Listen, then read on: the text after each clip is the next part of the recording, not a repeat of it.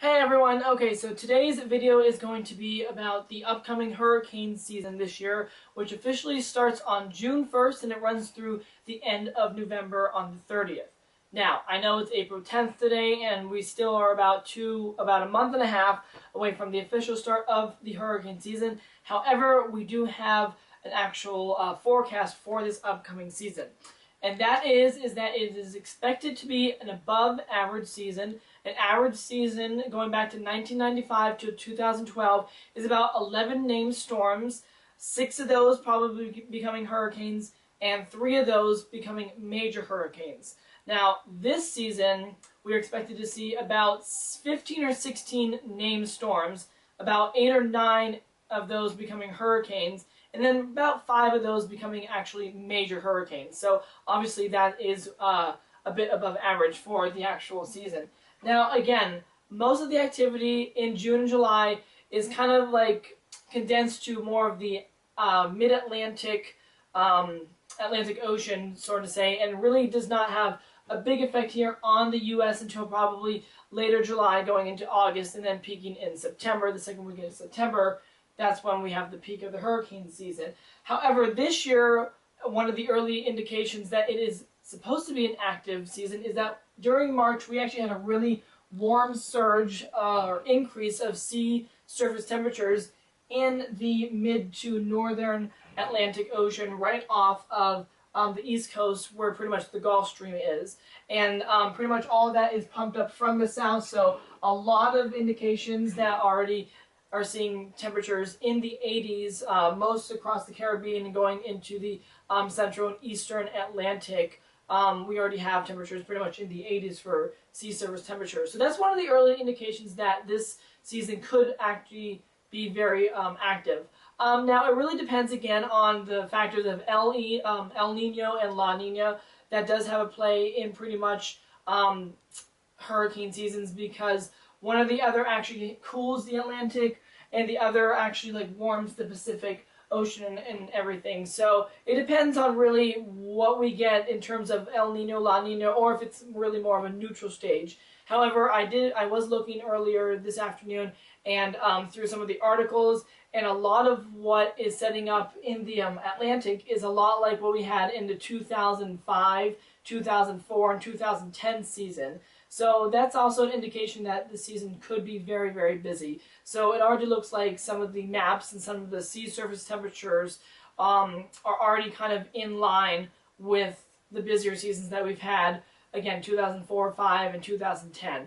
And those seasons, obviously, you all remember, were very, very active and everything. So that is pretty much just what I want to go through today, pretty much just giving you an outlook for the entire season. I will be back on the subject of hurricanes probably in a month or so, right around the start of the hurricane season. I'll give you some good tips and everything. I know I did like a kind of a safety kit tip last year for a video. However, I kind of want to elaborate a little bit more on that this year and go more in depth into actually showing you an actual like kit and everything and not just saying what to put in a kit.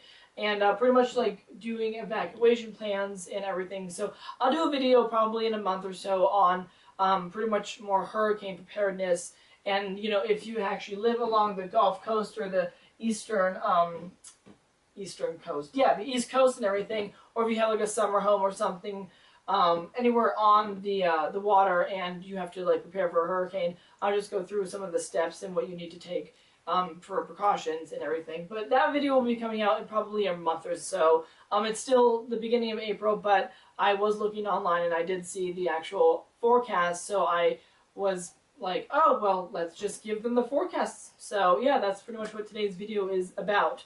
Other than that, not a whole lot going on, except we still have Winter Storm Walda, which has produced probably tremendous amounts of snow in the middle and northern parts of the plains.